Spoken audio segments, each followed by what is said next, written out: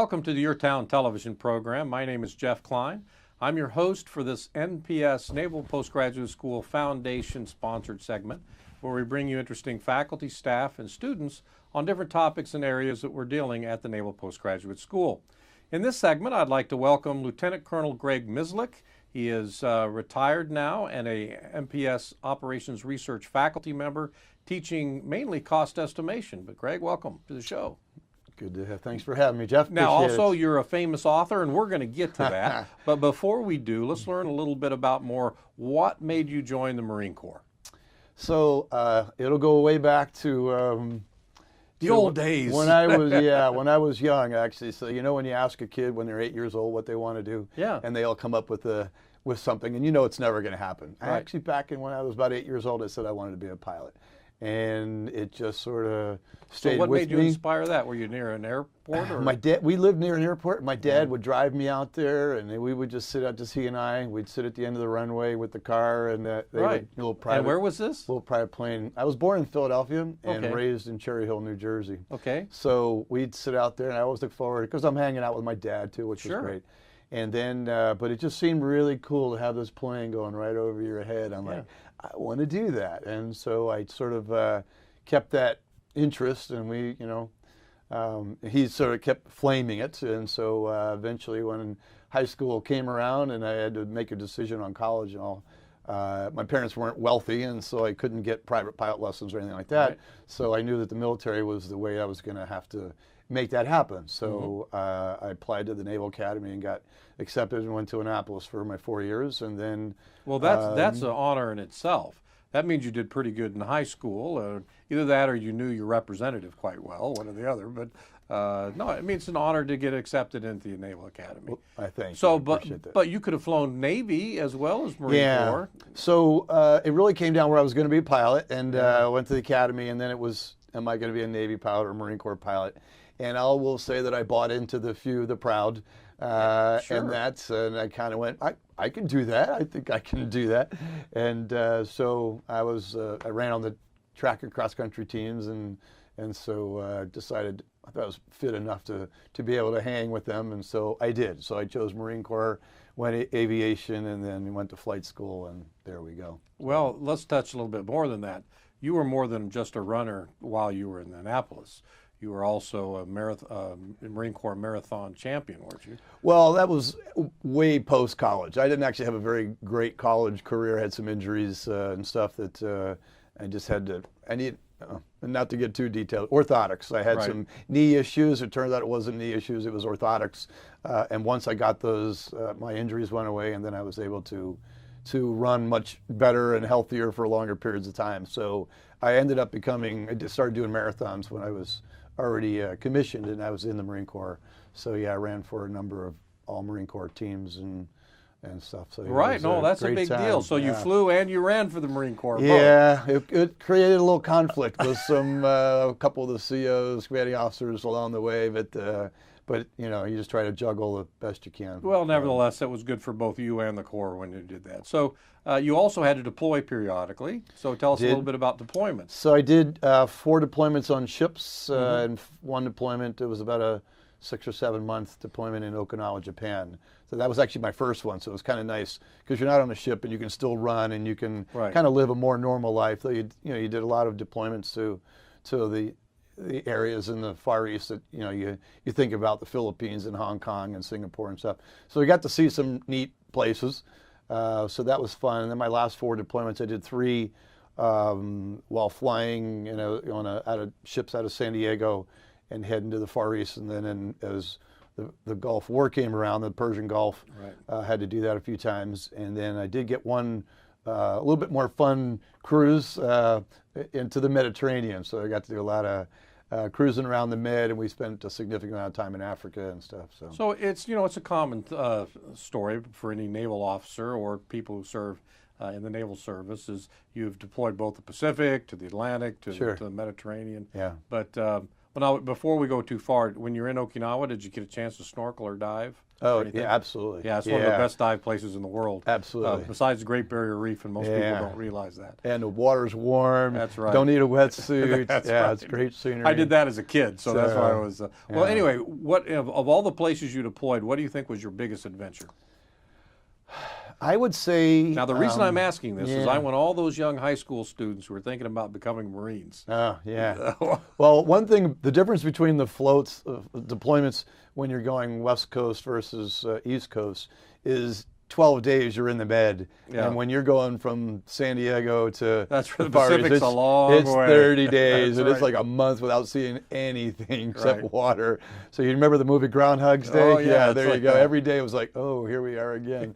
So I think my favorite, one of my fondest memories was we were in Mombasa, Kenya. Yeah. And unlike when you're in the United States and you're flying and you have all of these restrictions on altitudes and where you can go and exactly it. And it everybody's exactly tracking your this late. movements. Yeah, every place absolutely. yeah. And Kenya, there was like no course rules whatsoever. And so you were flying 25 feet over the water on these rivers and just literally seeing, gazelles and antelope and, zebras and it was pretty fantastic. It was like being in a National Geographic, a video or documentary. Yeah. And it just things that you'd seen only in a zoo or on a documentary, and we were actually now seeing it live. And that was pretty cool. So, Now, you also came to NPS for an operations research degree. I did. Tell us how that happened and why you made that decision. Well, first, what did you study at the academy? I was a math major. Oh, at the well, okay. academy. There's a Yeah. correlation So, there. well, if you look at my SAT scores, there's a reason I took math because they were very lopsided in terms of math versus verbal. So, so it was clear where my strengths lied. So to come here, I actually had applied for the aeronautical engineering program first because I was flying. Had done 2 deployments overseas. Flying was fantastic. It was everything I had wanted it to be. I wanted to get a master's in aeronautical engineering and go to test pilot school. So this was the plan. Unfortunately, there were 6 of us who had applied for aeronautical engineering. The one who test pilots. You're right, and there were only 2 openings. Right. So as you have to start looking, okay, we got 6 people. Is there anywhere we can easily slot someone into another position? And in my case, it turns out my number 2 choice, because you remember way back in the day when you applied, you had to give three options. So what your 1, 2, and 3rd choice was, first, second, and third. So my second choice was operations research, and they went, and they looked and they saw they had 4 slots available. Only 2 people had applied. Math so, degree. Yeah, math degree. So it was like, there's an easy move. And so they basically whittled those 6 down to 2, and I wasn't one of the 2 that got aeronautical engineering, but it ended up being in ops research, and it was a good fit for me because I like math, and it went fairly well. How did you? What did you use your operations research degree for? How did the Marine Corps utilize your skill there? I would say it wasn't anything like when I'm flying. I'm not solving any optimization problems or probability or statistics or anything like that. But I think just the fact that the degree increases your critical thinking skills, and it really helped you. You knew the concept of optimization. You didn't actually have to solve a program, right? Using a solver or anything along those lines, the GAMS. But just the fact that understanding what the constraints are and how you can optimize something versus something that's feasible versus optimal. Yeah, so I think that was helpful. You later, after you finished flying, came back to MPS as a operations military faculty member. Is that right? Right. So how did that happen? I was lieutenant colonel, and I was second in command of a squadron and hoping to get command. And I had screened for command the first time. But unlike the Navy, which you were in, when you screened the first time, when you get screened, you were guaranteed a command. The way it works in the Marine Corps is if you screen, so it took about 20 of us, but there was only about 6 positions open. So if you don't get one of those 6 the first time around, the next year you just get thrown right back in the pot again. So it's a one-time, one-shot. Oh, I see. So the following year, before the board came out, I got this email. And it was a late March, and why that's significant is because April 1st is, of course, April Fool's Day. Yeah, right. And I loved Monterey. Every time there was a free 3-day weekend, I would go to Monterey because I'd been a student there, loved it, thought it was fantastic. And so what happened is I got this email one day. It was kind of back when email was really just starting back in the later 90s. Didn't use it that much. I thought someone was messing with me. I thought it was an April Fool's joke because it said, "Oh, we're starting a brand new position at the Naval Postgraduate School. We want a lieutenant colonel who has a master's in operations research." And it was just, it was literally my biography and my resume. So you thought, okay, this is a kid, someone's joking. Someone's joking with me. And so I just looked at it and went, "Oh, yeah. And I waited because I just wanted to wait until someone one day said, "So, getting interesting emails lately, right?" Yeah. Waiting for someone to spill a bit. 10 days go by. Nothing. And nobody. You didn't respond to the email? I didn't. I hadn't done anything because I just thought it was a joke. And then I kind of went, well, maybe go back and look at this thing. Could you just call your monitor? Well, I did. Okay. It turned out there was a captain's name on there. It had a 703 phone number, which is Quantico. Right. And I go, well, maybe this is legitimate. And I called him, and the guy answers the phone, and I said, "Is this for real?" And he goes, "Well, why wouldn't it be real? For real, sir?" I said, "This is like my resume." And so the long story short is I made it known.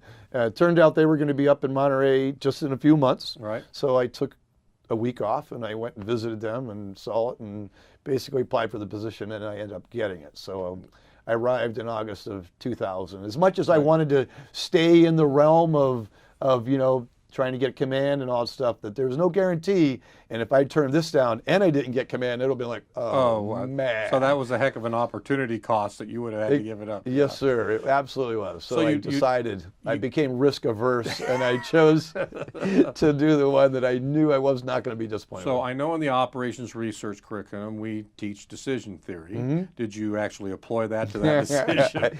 Yeah, I was trying to figure out what was my optimal decision. Was that optimal path for the decision? All right, which one would give me the best return? Well, that's great. So anyway, well, that's we how were I ended fortunate up to have you, and you came here as military faculty. Then you later transitioned as civilian faculty. I did. And you focus on cost estimation. So tell us a little bit about what is cost estimation. So cost estimation, so what happened is when I got there, Tim Anderson, do you know if you remember Tim or not? So Tim was teaching the class, and about a year later, he was a Navy guy and had done his 3 years, and he was leaving, and they needed someone to take over the class. And I loved the idea. I had it when I was a student, and what I loved about it, it was practical math. There's nothing theoretical about it. That's right. And I'm like, I get an answer, I know what it means. It means this system is going to cost this amount, right? And so it was very, hands-on to me, and it was Plus very or understandable. minus some variance on the cost. Well, yeah, that is for sure.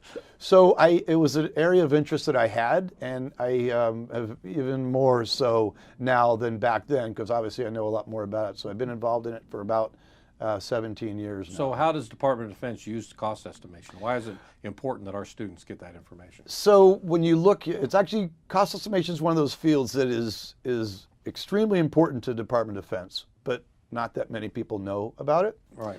But there's all these new weapon systems that come out all the time, right? We have a Joint Strike Fighter now. They're making 2,700 Joint Strike Fighters, and it's about a $400 billion. And that's just for the production of it. That's not the $1 trillion that gets added to the operating and support costs. Right. So you have to do test and evaluation, you do all these things. So I just, you look at these programs, so how DOD uses it, so you know what a Jeep is.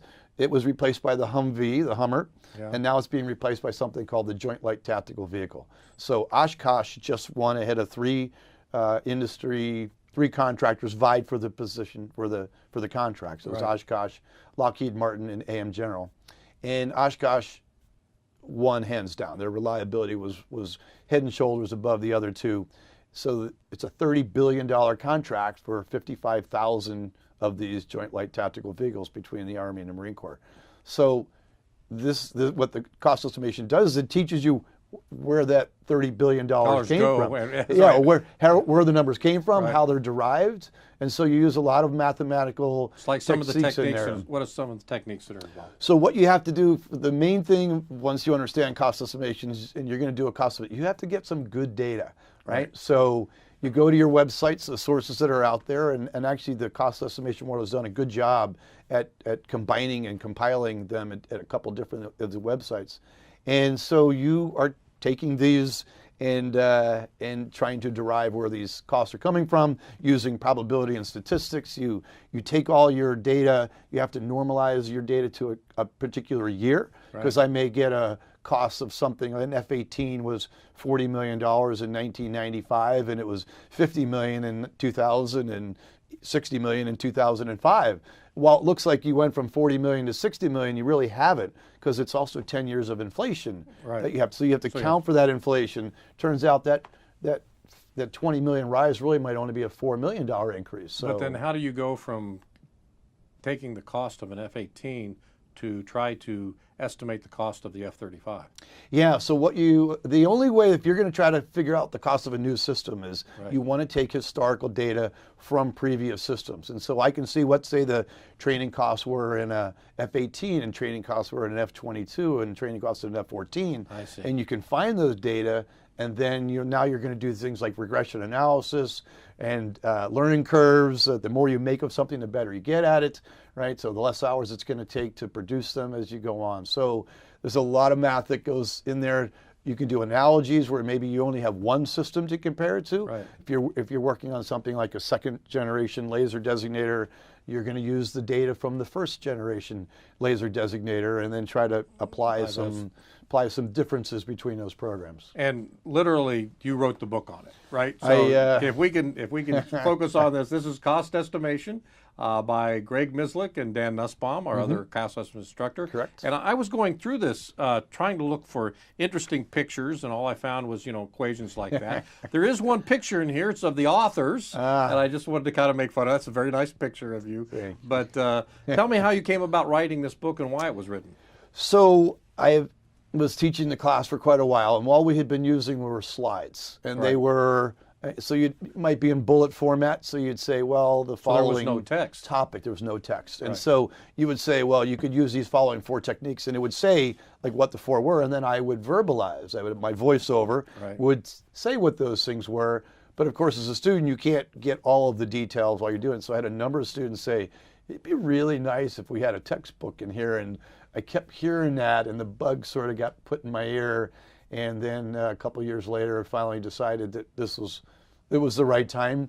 And so I went around to some of our faculty members and asked who I should publish with, and et cetera. And so that kind of got the ball rolling. And then once I got a contract with John Wiley and Sons, then it was a lot of weekends. And a lot of work. A lot of weekends. That's right. It took 2 years, actually. But, it's not uncommon for our audience out there, it's not uncommon for our faculty to be published authors. That's true. Books, journal articles. In fact, that's a constant thing. That's part of the things we do as academics. So congratulations on this book. Thank That's you. great.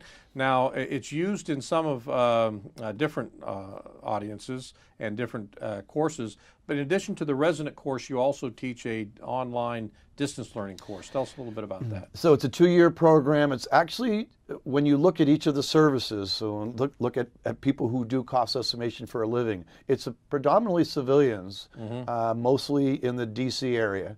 I was D.C. centric, maybe 2/3 are in that area. Every service has their own cost agency. So the Navy has the Naval Center for Cost Analysis. Air Force has their own agency. The Army has their agency. And then if it's neither one of those services and it's a joint program, then OSD CAPE does it at the Pentagon, Cost Assessment Program Evaluation. And they're the ones that are looking at what the cost of the Joint Strike Fighters are, and and why is it so expensive, et cetera. So there's even then they get people like the commands like Naval Sea Systems Command, and they're responsible for everything ships, right? Not just the ship hull, but everything that goes into it. And they have to know what the costs of those things are in order to be able to do that. NAVAIR, same thing, Naval Air Systems Command. So there's a lot of people who do cost estimation for a living. There had not been any formal degree in it at all. And so President Obama in 2009 signed what's called the Weapons Systems Acquisition Reform Act. Right. And from that 2009 and 2010, we got asked to start a master's degree program in response to WSARA 09, and that's how the program actually got started. And so now we've had it for We're in our 8th cohort right Wow. now, and we're actively recruiting for our 9th. That's fantastic. So there we go. Well, we only have about 20 or 30 seconds left, but tell us, Okay. you've been involved in local activities quite extensively, particularly the running game. So tell us what you've done with the Bid Sur Marathon and that sort of thing. So I've been here since 2000. So since 2001, I've been on the board or an associate director.